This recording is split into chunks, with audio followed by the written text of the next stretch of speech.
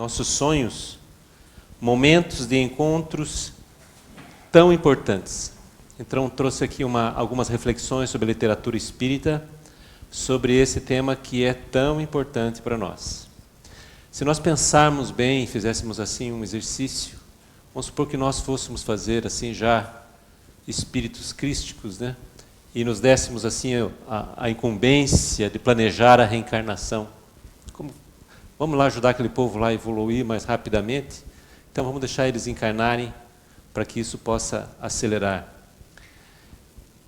Será que nós lembraríamos de deixar esse tempo, né, esse intervalo tão especial todos os dias em que nós desligamos os nossos olhos físicos e tornamos, de certa forma, inconscientes para descansar o corpo físico? Que coisa maravilhosa que é isso, né? Que aspecto tão incrível da reencarnação, do projeto reencarnação, de que 1/3 dela, né, aproximadamente 7, 8 horas em média, nós desligamos assim dessa antena, dessa nossa realidade exterior, para nos recuperarmos. E será que esse tempo tão importante, tão grande, né, 1/3 das nossas vidas, tem só a função de descanso para o corpo físico? Claro que é necessário para o corpo físico, que é fundamental. Mas será que dentro desse projeto que fizeram para nós, que nós usufruímos da reencarnação, todo esse tempo tem só a função do descanso? Não é? Então, nós vamos ver que não. Que é um momento de encontros muito importantes. E vamos refletir que encontros são esses que nesse momento em que nós estamos dormindo, nós fazemos muitas vezes e podemos trabalhar para aproveitá-lo melhor.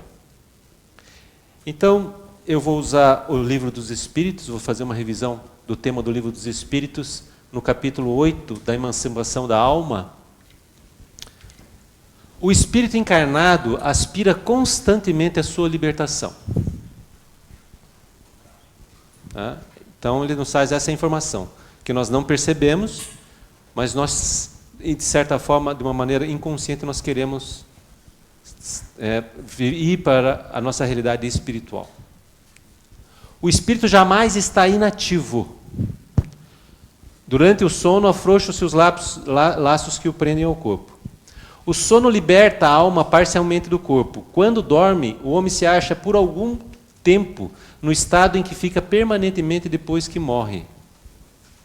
Então, no Evangelho, ele vai nos dizer como essa tristeza que às vezes sempre sentimos, sem uma causa que nós conseguimos, é, no fundo, uma vontade de estarmos de onde viemos, da nossa realidade realmente, de espíritos.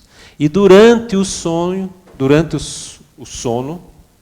no momento que nós estamos, é o momento em que nós temos essas relações também. Por isso, muitas vezes, as relações que nós sentimos durante o sono, que nós temos, vai alimentar também essa saudade. Nós nos encontramos com pessoas queridas, né, estudamos, estamos num ambiente muitas vezes melhor e temos intimamente essa vontade desse contato, né? Agora, com relação a estarmos no estado em que estaremos depois de desencarnados, em outras perguntas eles vão nos mostrar que não é assim tão direto essa relação. Porque sempre o corpo nós sempre estaremos ligados ao corpo, e isso sempre vai estar nos limitando.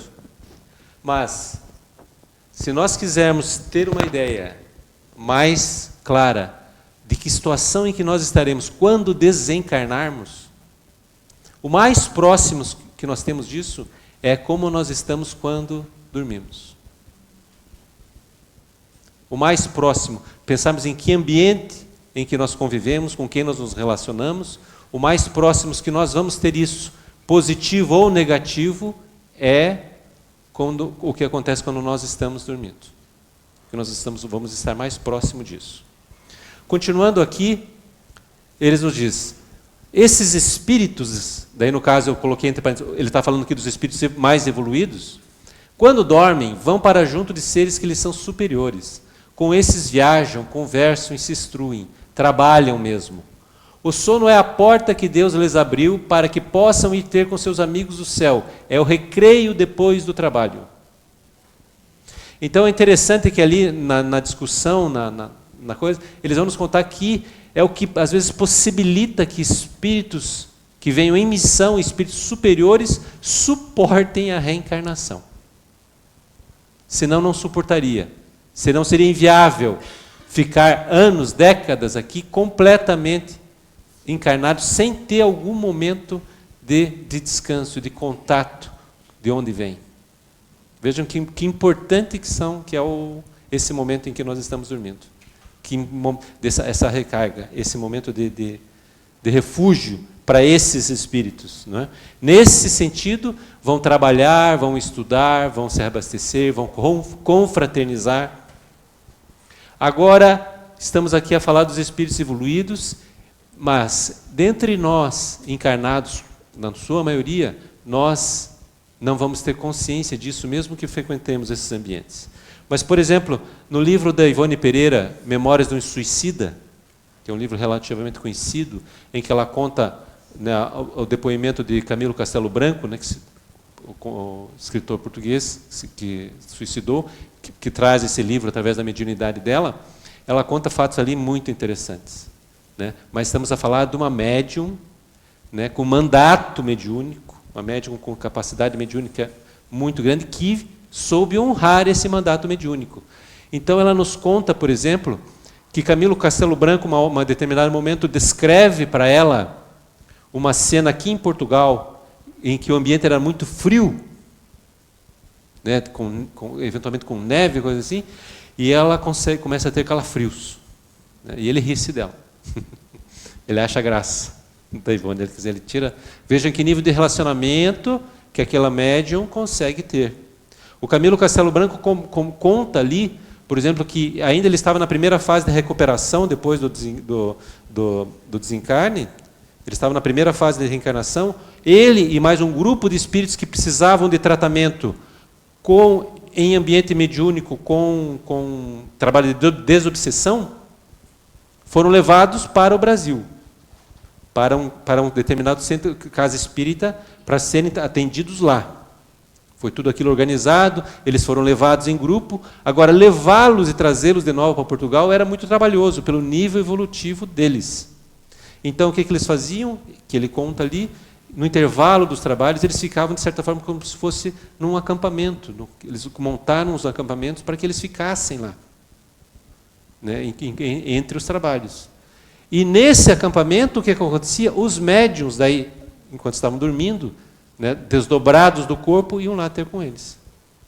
E se relacionavam, se conheciam. Né, mas estamos a falar assim, no caso da Ivone Pereira, no caso desses médiuns, realmente médiuns com uma capacidade mediúnica para poucos. Poucos de nós estamos com uma capacidade mediúnica nesse nível para termos essa consciência, principalmente depois. Esses encontros, eventualmente, nós temos algumas vezes, ou temos, eventualmente, com muitas vezes, conforme o nosso ambiente íntimo, mas raramente nós vamos ter depois lembranças claras disso, lembranças claras desses sonhos. Né? Então, para eles é um momento de trabalho, um momento de estudo, um momento de convivência, né? E é um momento de reabastecimento. Agora, pelo que respeita ao grande número de homens, esses, enquanto dormem, vão aos mundos inferiores à Terra, ou em busca de gozos, quiçá, mais baixos. Né? Quiçá mais baixos. Então, o ambiente íntimo nosso vai determinar que ambiente vai ser o nosso no momento em que nós estamos dormindo. E, na época que ele escreve, que a maioria de nós, né, eventualmente vamos dar margem para vontades não equilibradas. Vamos aproveitar o momento do sono, né, porque nós não temos que não estamos assim a fazer tipo para ninguém, não estamos a fazer de conta que temos determinado comportamento, e vamos dar margem para comportamentos mais desequilibrados nossos. Vamos buscar a companhia, vamos buscar o interrelacionamento com outros espíritos que vibram na mesma margem nossa. Né? Então, no mecanismo da mediunidade, né, eles relatam que os animais também sonham. Principalmente os animais que estão mais próximos de nós, eles também sonham. E com o que, de certa forma, o animal vai sonhar? Vai sonhar com alimento, com uma caça, com alguma coisa que é do nível deles. Daí tem outra informação que eu junto aqui, que faz sentido aqui também. O Viktor Frankl, naquele livro que eu já falei aqui algumas vezes, O Homem em Busca de um Sentido, em que ele conta a realidade do campo de concentração durante a Segunda Guerra Mundial. Então ele conta ali que os companheiros que estavam todos presos junto com ele relatavam os sonhos deles, a maioria relatava o sonho deles, e que tipo de sonhos que eles tinham lá, de uma maneira geral. Sonhavam com alimento, sonhavam com libertar-se, sonhavam com voltar à sua casa, sonhavam com reencontrar com seus amigos. Mas, de uma maneira geral, também tendiam a ter sonhos muito básicos, de necessidade muito básicas, que era a essência deles ali no dia. Nós vemos a influência do nosso dia a dia, como durante o sono nós vamos estar ali projetando e buscando esse descanso. O sono influi mais do que supondes na vossa vida. É muito importante esses momentos do nosso descanso, e daí a importância de nós cuidarmos desse momento. Nos prepararmos para ir dormir de alguma forma. Nos prepararmos para isso. Não fazermos de qualquer forma, não termos qualquer coisa em mente e irmos para o sono. Pedirmos, orarmos para poder aproveitar e para podermos sermos mais ajudados, protegidos durante esse momento. Do princípio da emancipação da alma, parece decorrer que temos duas existências simultâneas. A do corpo, que nos permite a vida de relação ostensiva, e a da alma, que nos proporciona a vida de relação oculta. É assim? Então, a pergunta que Kardec lança para os espíritos. Tamanha a importância que os espíritos relatam com relação ao sonho. E eles respondem a Kardec o seguinte: no estado de emancipação, prima a vida da alma. Contudo, não há verdadeiramente duas existências. São antes duas fases de uma só existência, porquanto o homem não vive duplamente. São duas fases do mesmo momento.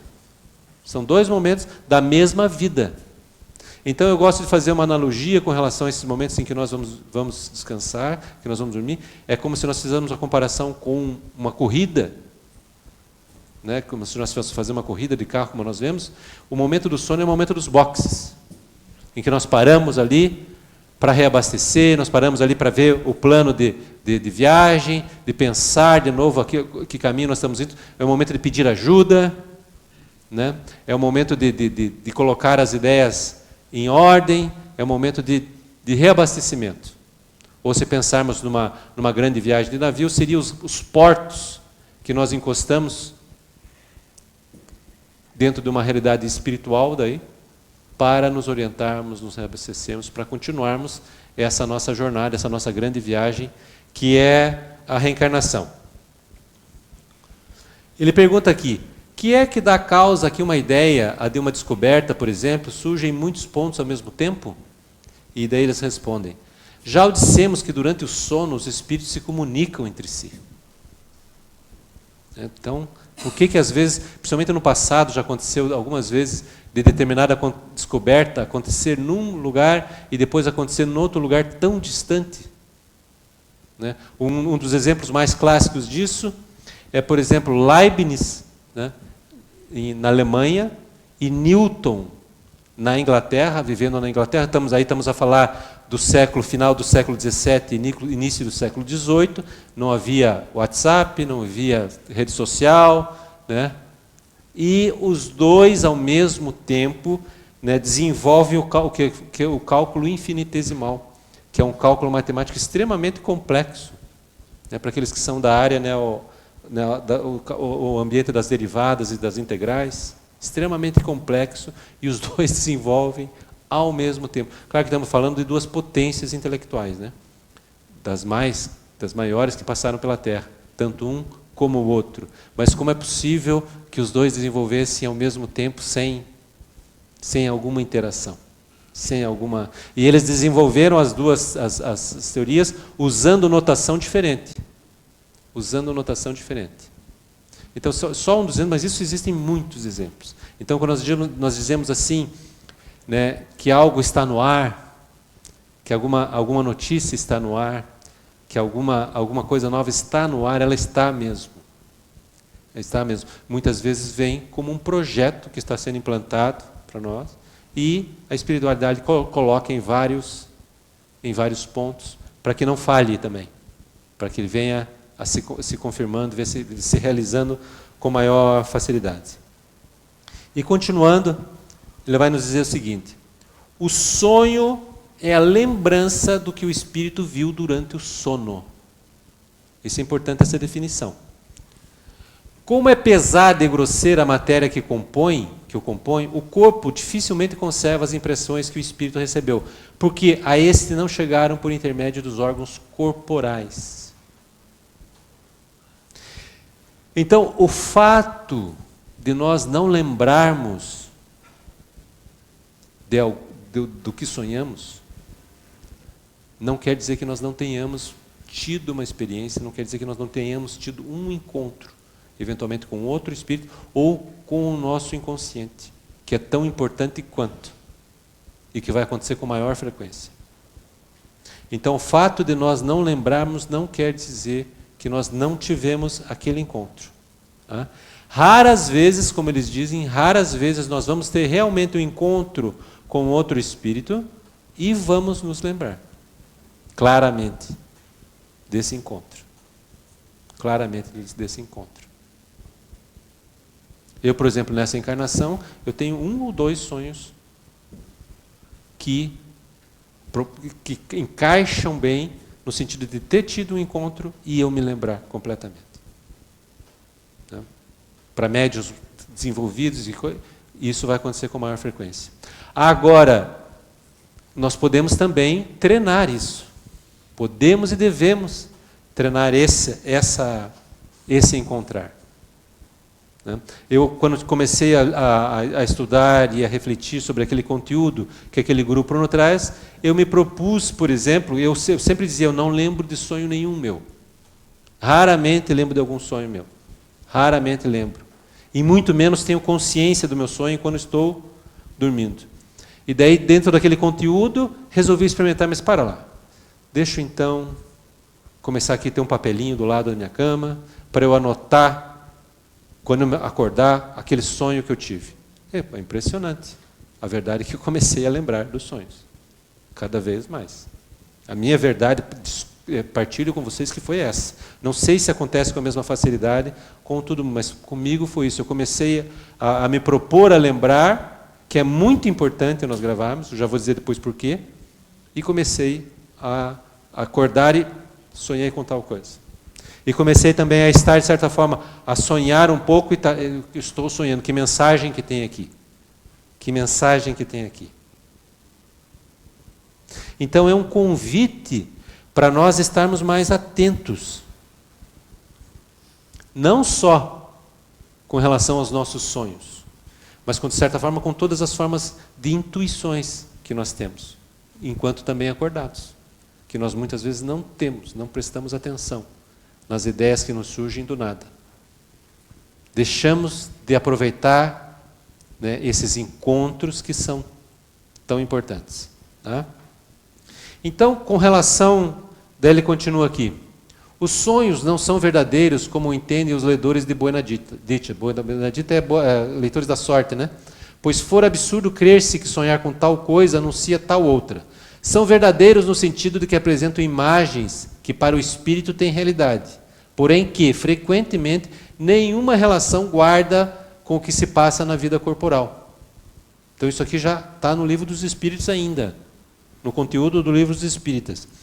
Então, aqui, os profissionais ali, espíritas, que tratam, que desenvolvem, que se aprofundam nos sonhos, unindo o conteúdo espírita com o conteúdo da psicologia analítica, né, eles vêm nos dizer que, citam, por exemplo, Platão, que já dizia que o sonho tem a ver principalmente com o sonhador. O sonho quer, antes de tudo, dizer alguma coisa para quem está sonhando. Não é com relação ao outro que nós achamos que nos encontramos. Isso é muito importante, né? E daí, uma daqueles profissionais dá um exemplo prático. Vejam bem como é complexo a questão do tentar interpretar um sonho. Que nós às vezes nos arvoramos facilmente a querer dar um significado linear, literal, para um sonho que temos ou que alguém teve. Ela dá o seguinte exemplo. Alguém sonha com o seu pai desencarnado. Alguém sonha com o seu pai desencarnado. Quais são as hipóteses disso? Primeiro, houve realmente um encontro, ela desdobrada, com o pai. Foi um encontro, foi uma matar as saudades, foram ali receber alguma informação. Essa é uma hipótese, que é a menos provável, por essas limitações que nós falamos. O encontro pode acontecer, mas raramente nós vamos ter a consciência assim nesse nível. Mas pode acontecer. A segunda hipótese é a comunicação do nosso inconsciente conosco mesmo, com o nosso consciente, que é como nós estamos nesse momento. São informações, são conteúdos nossos mesmo, que nós aqui, com os olhos abertos, nessa realidade, nós não percebemos, não está na nossa tela. E são informações fundamentais nossas, que fazem parte da nossa, e que é importante nós acessá-las, né? Mas essa informação ainda pode vir com dois significados diferentes, né? Ela pode vir no sentido de trazer um conteúdo do nosso relacionamento específico do passado com o nosso pai, alguma coisa que ficou ali complexada, alguma coisa que aconteceu que está nos prendendo, que nós não perdoamos, ou que não fomos capazes de perdoar, que está nos complexando e precisa de um ressignificado. Pode ser isso. Mas pode também ser uma manifestação do inconsciente, que eles chamam de arquetípica com relação ao pai. Arquetípica, o arquétipo é um conceito fundamental que o Jung trouxe na psicologia analítica. De uma maneira muito resumida, o arquétipo são padrões, né? Eu gosto de usar o termo, é como se fosse uma forma, uma maneira de agir que todos nós trazemos essencialmente em nós, na nossa evolução espiritual, que nos ajudam a desenvolver os papéis fundamentais na vida. Por exemplo, nós temos o arquétipo de pai, nós temos o arquétipo de mãe, nós temos o arquétipo do masculino, o arquétipo do feminino, que fazem com que nós consigamos trabalhar esses papéis com a liberdade nossa. Não é tudo pronto, não é tudo que nós fazemos nesses papéis. Nós usamos esses arquétipos que nos ajudam, que nos orientam, que faz parte de toda a humanidade, de todos nós espíritos encarnados. Nós vamos trabalhando esses arquétipos, trabalhando dentro desses arquétipos, dessas formas, para que não tenhamos que aprender tudo no erro e acerto. Então, nós nascemos simples e ignorantes e vamos trabalhando todos esses papéis, e existem esses padrões, esses arquétipos, que nos ajudam a desenvolver os papéis essenciais. Como, por exemplo, o de pai e o de mãe. E cada um de nós vai desenvolver, vai trabalhar gradativamente esses papéis, em diferentes encarnações. No caso do arquétipo do pai, eles nos informam que o arquétipo do pai está muito relacionado com a questão dos limites, do não. Informações deles, né? Não me cobre. Enquanto leigo, eu estou passando.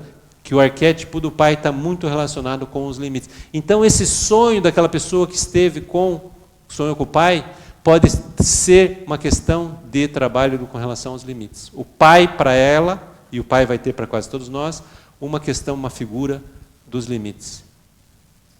Então, nesse sentido, por exemplo, um animal, nós sonhamos com um animal, qualquer que seja. Eles dão vários exemplos, né? Aquele mesmo animal, para uma pessoa vai ter um significado e para outra vai ter outro significado. Então, que não nos arvoremos a fazer interpretações rápidas dos sonhos, porque é complexo. O importante é né? Por exemplo, qualquer um de nós, sonhei com determinada pessoa que desencarnou há muito tempo. A nossa pergunta que nós devemos fazer é o que aquele sonho trouxe de mensagem, de significado para nós. Pode ter sido, por exemplo, um pedido de ajuda? Nós terminamos aquele sonho e sentimos que foi um pedido de ajuda, como eu já tive isso uma vez. Eu tive um sonho com uma pessoa muito querida, né, e não era incapaz de explicar mais nada daquele sonho, mas ficou a imagem para mim clara no meu coração, no meu sentimento, que estava precisando de ajuda. Aí, claro, me pus em oração. Passado algum tempo, mediunicamente lá no Brasil, houve uma comunicação que eu não tinha comentado com ninguém, dentro da família, a pedir ajuda para aquela pessoa desencarnada. Qual é o significado disso? Pode ser também um alerta para que nós demos algum comportamento, algum significado que nós temos que ter nessa vida. O que está por trás disso? Pode ser uma resposta àquela pergunta que nós temos feito, que tem sido tão importante que nós não conseguimos vencer aquela dúvida que tem nos consumido, tão importante, com relação a uma atitude nossa, com relação a uns valores nossos que nós estamos abraçando? É essa a pergunta que nós temos que fazer principalmente. Então, o sonho tem a ver principalmente com o sonhador nesse sentido. E quase sempre não vai ser literal. Nós não vamos ter uma frase pronta, não vamos ter assim a imagem exatamente pronta. O significado é que é fundamental.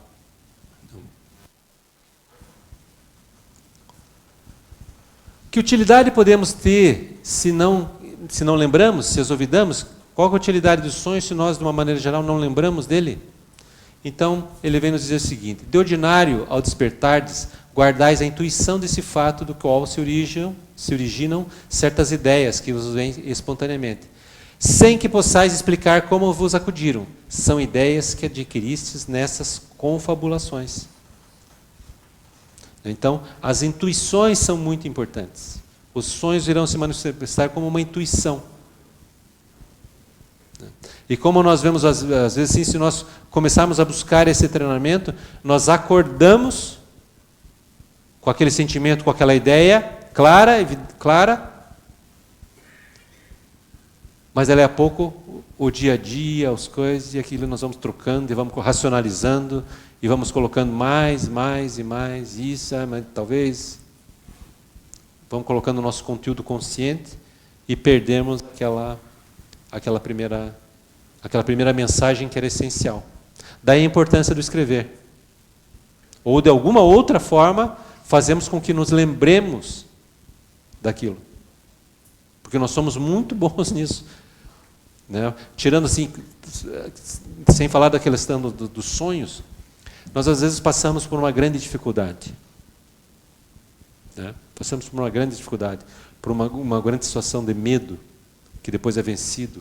Passamos por uma grande situação de sofrimento, e aquele sofrimento nos leva a um despertar. Realmente, eu estava fazendo tudo errado. Eu estava seguindo por um caminho que não estava bom. Eu tenho que mudar isso. Né? E me proponho a mudar. E começo, e dali a um tempo eu vou esquecendo dessa minha proposta lá atrás. A vida, aquela dificuldade, aquele desafio vai ficando para trás. Aquilo, de certa forma, exteriormente é vencido, e eu volto a cometer o mesmo erro que eu fazia no passado. Apesar de, em determinado momento, aquilo ter ficado lúcido, ter ficado claro. Até decisões, às vezes, de ordem exterior. O que nos move? É importante nós registrarmos o que nos move. Para que porque a nossa racionalização não vá colocando ela para baixo do tapete, e nós voltemos a cometer os mesmos erros, voltemos a nos apegar de uma maneira errada àquilo que nós já percebemos que não nos serve, que não presta para nós. Então, nesse sentido, é uma conversa que nós precisamos fazer com a nossa intuição. É um treinamento que nós precisamos fazer com todas essas ideias que podem vir dos sonhos, podem vir de um espírito amigo que está querendo nos ajudar, e pode vir, como vai vir na maioria das vezes, o nosso inconsciente, né? Com todo o trabalho que nós temos, toda a carga que nós temos, toda a ajuda que nós temos no nosso inconsciente a querer se manifestar. É uma conversa que nós temos que realizar, que nós temos que nos treinar. O que é esse pensamento? O que está querendo me dizer? Que surgiu agora. O que eu vou fazer com isso? Né? Precisamos dessa abordagem. Então aqui do André Luiz, no livro Entre a Terra e o Céu, no capítulo 12, Estudando Sempre, ele vai nos trazer a seguinte informação. Raros espíritos estão habilitados a viver na Terra com as visões da vida eterna. A penumbra interior é o clima que lhes é necessário. A exata lembrança redundaria em saudade mortal. E daí continua. O contato com o reino espiritual, enquanto nos demoramos no envoltório terrestre, não pode ser dilatado em toda a extensão, para que a nossa alma não afrouxe o interesse de lutar dignamente até o fim, né, da nossa existência. Então nos alerta aqui para dois, né, porque nós não temos essa capacidade de viver conscientemente com toda a questão espiritual e o encarnado, e tenderíamos, né, a perder a força para continuarmos, entendemos a força numa consciência mais direta do plano espiritual. Então é na medida certa, as coisas são dadas, oferecidas para nós na medida certa. Então nós podemos voltar novamente a pensar nesse grande projeto que nós vivemos, que é a reencarnação, e podemos nos perguntar, né? Ok, nós reencarnamos, as limitações que o corpo nos oferece, né, é um grande aprendizado em si, para nós treinarmos a nossa vontade, para treinarmos o nosso pensamento. Então eu tenho a hipótese de elaborar o meu pensamento antes de expressá-lo. Isso, então é o aprendizado sobre o nosso pensamento. Há o esquecimento do passado, que é fundamental, como nós sabemos, para que nós possamos nos perdoar e perdoar aqueles que eventualmente nos ofenderam, começar de novo, dar esse reset. Mas daí poderíamos nos perguntar, mas então por que, se é necessário o esquecimento, é necessário essa barreira de consciência, por que há esse contato todo durante os sonhos? Por que há esse contato todo com o plano espiritual que nos influencia enquanto estamos acordados? Por que simplesmente não se fechou durante a reencarnação? Não é uma pergunta justa? Por quê? Se nós temos que esquecer o passado, né? Se nós temos que não ter consciência de maneira direta, como eles dizem aqui, da vida eterna, por que durante o sono e durante várias outras maneiras nós vamos tendo essa consciência? Porque é fundamental, a nossa vida em espírito, é fundamental, como nós já vimos ali, para nós nos recuperarmos, para nós nos reabastecermos da nossa essência espiritual, é fundamental para nós sermos ajudados, e nós somos muito ajudados através da espiritualidade. Somos muito ajudados. Voltando lá na Ivone Pereira, no Memória do Suicida, o Camilo Castelo Branco conta que aquela instituição para a qual ele foi levado, né, que acolhe só suicidas, que é um caso grave, né, são problemas graves, que acolhe só suicidas. Cada um daqueles espíritos, ali é planeado a próxima encarnação, é estruturada a próxima encarnação, e durante toda a encarnação, eles vão estar sendo ajudados, monitorados, tentados auxiliar por aquela instituição. Então, essa interação é fundamental nesse sentido da ajuda que nós recebemos.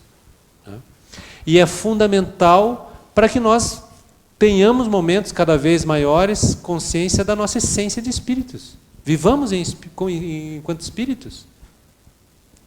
Estejamos atentos a essa relação com o plano espiritual, enquanto dormimos, mas também durante a vigília, através das intuições, através do pensamento. É fundamental isso. Como devemos conceituar o sono? Aqui então já no Consolador do Emmanuel tem essa pergunta aqui: como devemos conceituar o sono? Eu quero aqui fazer só um parênteses aqui com relação ao ChatGPT. Não é? Porque eu estava meio empolgado com o ChatGPT, vou buscar aqui. E aqui vejam bem o que aconteceu. Eu tenho um registro disso, presta atenção. Eu queria achar uma pergunta no Consolador, é um livro que eu já tinha lido, que eu tinha em casa ele. Mas eu não conseguia achar a pergunta que eu queria nele. Daí o que eu fiz? Deixa eu ajudar o chat. Então perguntei lá, no livro Consolador, onde é que está tal assunto? Que ele fala isso. Bem, veio... claro, sim senhor, tem lá no Consolador, do Emmanuel, do Chico Xavier, a pergunta tal, mostra a pergunta e a resposta. E eu desconfiei, eu não faria de outra forma, fui lá no livro. Não existia pergunta. Não existia pergunta. Não existia aquele texto. E muito menos aquela resposta daquela maneira. Eu sempre imaginei que ele, claro, vai cometer muitos erros o ChatGPT, mas inventar uma pergunta, inventar uma resposta, então estou bem menos entusiasmado. Temos que tomar cuidado com isso. Mas daí como é que eu resolvi isso? Daí eu acionei, né, o ChatGPT encarnado da literatura espírita que atende pelo nome de Rui. Daí eu cheguei, Rui, onde é que está tal coisa? E logo ficou solucionado o problema. Então tomemos cuidado aí com esses acessos eletrônicos, né, da coisa. Então aqui no Emmanuel diz o seguinte sobre o sonho. Na maioria das vezes, o sonho constitui atividade reflexa das situações psicológicas do homem no mecanismo das lutas de cada dia. Em determinadas circunstâncias, contudo, em que a alma encarnada alcança elevada porcentagem de desprendimento, se poderá verificar a comunicação entre vivos, quando o encarnado, em temporária liberdade, pode receber a palavra e a influência direta de seus amigos e orientadores do plano invisível. Então, aquele grupo fala que no movimento espírita, de certa forma, e eu concordo agora com eles, no começo eles falaram isso, que houve um exagero da nossa parte, na interpretação nossa dos sonhos, achar que todo sonho nosso é um encontro espiritual. Que nós em desdobramento encontramos com alguém, e agora eu estou lembrando daquele encontro. Porque lá no Livro dos Espíritos ainda eles nos alertam que não é bem assim, que raramente nós vamos ter essa lembrança. Raramente nós vamos ter a lembrança. Né? Na maioria dos casos, nós vamos estar ali, conforme o nosso nível íntimo, vamos estar ali a loquear em cima daquilo que está nos preocupar o dia a dia. Se nós deixamos que determinada preocupação tome conta da nossa mente durante o dia, e não fazemos nenhum saneamento disso, não tentamos fazer nenhum saneamento disso antes de dormir, aquilo vai ficar ali a reverberar durante o sono. Vamos perder a oportunidade do descanso. Mas em muitos casos também, vai ser um momento de contato com o nosso inconsciente. Vai ser um momento de contato que é tão importante quanto, ou mais, do que o contato com outro espírito. Esse conteúdo do nosso inconsciente, nós vamos ter aqui o que ali? Nós vamos ter toda a nossa história enquanto espíritos. Vamos ter toda a nossa história individual de cada um de todas as nossas reencarnações. Vamos ter uma história toda do nosso conteúdo enquanto coletividade, o nosso inconsciente coletivo. Vamos ter esses arquétipos, esses modelos que nos ajudam a tentar a nos auxiliar. Vamos ter a nossa essência divina ali dentro da psicologia analítica, no self, que seria o arquétipo divino, é onde nós temos toda a bondade, toda a luz, toda a paz em potencial, a querer nos chamar a atenção, a querer vir para a consciência. Né? Então mas essa comunicação vai vir como? De uma maneira simbólica, não literal. Não esperemos uma comunicação literal. Então esse contato é tão importante quanto. E como utilizá-los? Da mesma maneira. Então não é tão importante nós sabemos se foi uma interação com o espírito, não é tão importante se foi com o inconsciente, mesmo conscientemente agora aqui como os espíritos, não é tão importante eu saber se é um espírito que está a tentar me ajudar, um espírito amigo que está tentando me ajudar, ou se é um conteúdo meu mesmo que está tentando me ajudar. Isso não é tão importante. O importante é olhar para o conteúdo, no valor significativo dele. O que ele significa, qual é a mensagem em essência que ele traz. Eu tive uma visão de que encontrei tal pessoa, querida. O que essa visão, o que esse contato te traz para si de mensagem? Isso é que é o importante. Nós observar. E podemos treinar. E podemos desenvolver isso. No caso dos sonhos, dessa maneira. Tentarmos nos preparar antes de dormir. E tentarmos, assim que despertamos, se veio uma lucidez, tentarmos de alguma forma gravar isso.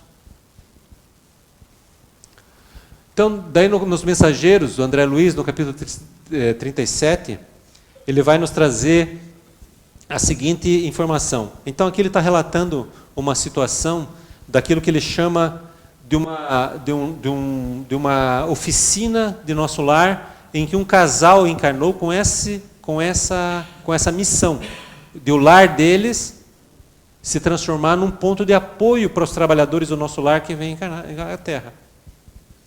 E o casal consegue cumprir isso, consegue manter-se dentro do Evangelho, da atitude íntima, da postura deles, conseguem manter isso. Quando isso acontece aqui, o marido já tinha desencarnado. Mas ele desencarnado é autorizado, ele está trabalhando intensamente naquele ponto de apoio. E ali fica um ambiente completamente protegido, aquela casa, e os espíritos conseguem ali se apoiar, inclusive conseguem se alimentarem. Interessante essa informação que eles dão. Nos outros ambientes, de uma maneira geral, eles não conseguem se alimentar como se alimentam no nosso lar. Mas ali, naquele ambiente protegido, eles conseguem se alimentar. E daí, Kardec o André Luiz vai contar um encontro, né, ele mostra o encontro de um casal, ela encarnada, ele desencarnado. Então, no momento em que ela dorme, dorme, entra em um sono profundo, né, ela desdobra e eles se encontram como... Opa, vamos lá no cinema. Entre aspas, saem, né, e os espíritos dizem, podem ficar tranquilos que nós cuidamos das crianças. Podem ficar tranquilos que nós cuidamos das crianças. E eles saem, o casal sai. Né, e daí eles nos dizem o seguinte, ó, essas ocorrências, ou seja, encontro entre encarnados e desencarnados no círculo da crosta, dão-se aos milhares todas as noites. Com a maioria dos irmãos encarnados, o sono apenas reflete as perturbações fisiológicas ou sentimentais a que se entregam. Entretanto, existe um grande número de pessoas que, com mais ou menos precisão, estão aptas a desenvolver esse intercâmbio espiritual. Não? Nessa outra parte aqui do Mensageiros, ele vai nos trazer, daí um exemplo bem de como acontece aquilo que nós lembramos. Ele vai relatar aqui o encontro entre uma avó desencarnada, trabalhadora do nosso lar, que vem em auxílio da neta. Então eu vou trazer a mensagem, porque a mensagem em si por si só vale a pena a mensagem em si. Ela diz o seguinte para a neta dela: a calúnia, nieta, é uma serpente que ameaça o coração. Entretanto, se a encararmos de frente, fortes e tranquilas, veremos a breve tempo que a serpente não tem vida própria. É víbora de brinquedo, a se quebrar como vidro, pelo impulso de nossas mãos.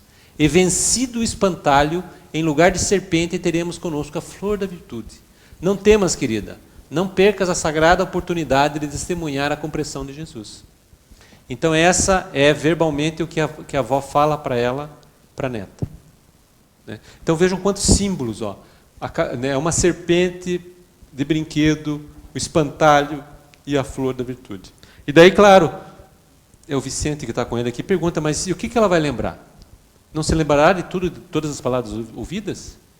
E daí eles esclarecem o seguinte: a neta não vê o ambiente com precisão, nem ouve as palavras integralmente. Não esqueçamos que o desprendimento de um sono físico vulgar é fragmentário e que a visão e a audição peculiares ao encarnado se encontram nele também restritas. O fenômeno, pois, é mais de união espiritual que de percepções sensoriais, propriamente ditas. A jovem está recebendo consolações positivas de espírito a espírito. Acordará, porém, encorajada e bem disposta, sem poder identificar a causa da restauração do bom ânimo. Então vejam que ela recebeu uma mensagem toda elaborada e o essencial ela vai lembrar.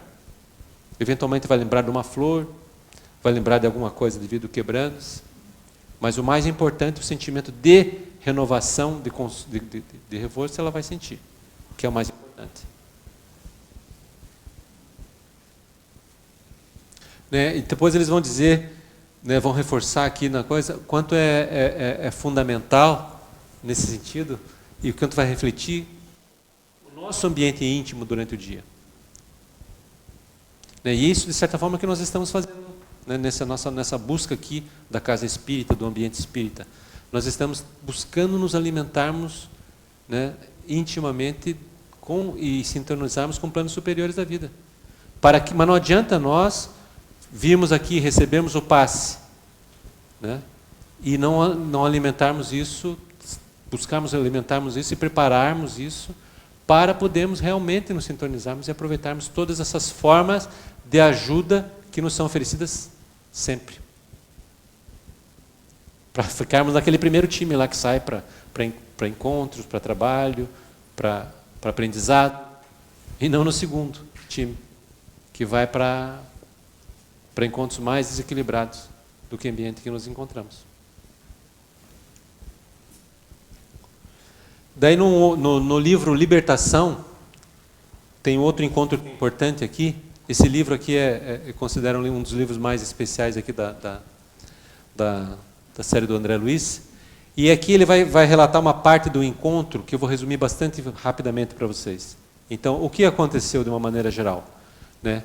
Uma pessoa, um homem, é condenado injustamente. O juiz não teve a intenção de condená-lo, mas as provas que veio para ele diziam que a pessoa era culpada. Ele condena a pessoa e o homem é preso. Não é? Ele é preso. Isso causa enorme sofrimento, enorme angústia, enorme revolta, entra num processo de depressão. A esposa dele não suporta isso e se suicida-se. A esposa se suicida. A filha deles acaba sendo, de certa forma, adotada pelo juiz. Bom, tem um ambiente, a filha acaba, de certa forma, sem perceber, a filha e mais a mãe daquele que está condenado, injustamente preso, acabam unindo-se de uma maneira muito negativa a ele na prisão, prejudicando ele de uma maneira muito... Então, cria ali uma interação extremamente negativa, extremamente prejudicial, ele chega na beira da loucura com aquilo. O pai dele, desencarnado, revolta-se completamente e torna-se um chefe, um organizador de um grande processo de obsessão contra uma pessoa, contra uma mulher. E daí chega alguém que o amor despertou já no seu coração, que é o instrutor que André Luiz está, que é o pai dela, daquela que está sendo obsidiada, que é o pai dela. E como é que ele faz para poder ajudar a filha? Ele vai ajudar o obsessor. Então ele vai ajudar o obsessor de que maneira? Tentando desfazer aquele nó terrível que ficou ali por um erro da justiça. Então ele consegue organizar para, em desdobramento, encontrar o juiz, aquele que estava condenado, e a filha. Então o que o André Luiz também relata aqui que é importante, que o nível de desdobramento de cada um deles é muito diferente. O juiz tinha muito mais consciência. Ele relata isso com a elaboração intelectual que o juiz tinha. Aquele que estava preso, o homem que estava preso justamente, que estava à beira da loucura, tem muito pouca consciência do que está acontecendo ali, ele tem um reflexo só daquilo. São níveis muito diferentes de acordo com a capacidade, com a lucidez que nós temos. E daí ele vai falar assim para o juiz. Juiz, o lar do mundo não é tão somente um asilo de corpos, que o tempo transformará. É igualmente o ninho das almas, onde o espírito pode entender-se com o espírito. Quando o sono cela os lábios de carne, suscetíveis de mentir, congregamo-nos em teu próprio abrigo para uma audiência com a realidade. Então, o sono também é um encontro com a realidade. Porque nós aqui encarnados podemos fazer de conta. Né? Fazemos da nossa persona de bonzinhos e coisa e tal, papapá, de pacíficos. Né? Mas a hora que isso cai, e o momento que isso cai é durante o sono. E vai cair de vez a hora que nós desencarnarmos. Por isso que eu falo que o mais próximo de nós sabemos de como estaremos é o nosso ambiente, a hora que dormimos. Então isso aqui é um encontro também com a realidade. Tá? Ele continua a falar para o juiz. Amanhã te erguerás do leito sem a lembrança íntegra do nosso entendimento de agora, porque o cérebro de carne é um instrumento delicado, incapaz de suportar a carga de 2 vidas. Mas ideias novas surgirão formosas e claras, com respeito ao bem que necessitas praticar. A intuição, contudo, que é o disco milagroso da consciência, funcionará livremente, retransmitindo-te as sugestões dessa hora de luz e paz, qual canteiro de bênçãos, ofertando-te flores perfumosas e espontâneas. Chegado esse momento, não permitas que o cálculo te abafe o impulso das boas obras. No coração hesitante, o raciocínio vulgar luta contra o sentimento renovador, turvando-lhe a corrente límpida, com receio de ingratidão ou com ruinosa obediência aos preconceitos estabelecidos. Então cai naquilo que eu já tinha falado.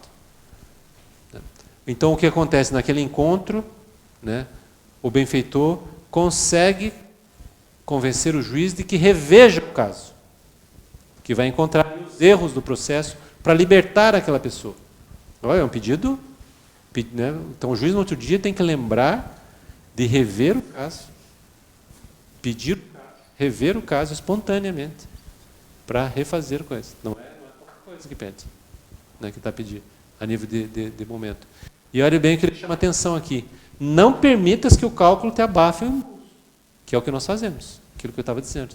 Por isso a importância de nós, quando temos um momento de lucidez, uma nova proposta, não só a seguir quando acordamos, mas em qualquer momento, devido ao sofrimento que nós tivemos, devido ao encontro que nós tivemos, registremos isso, de alguma maneira.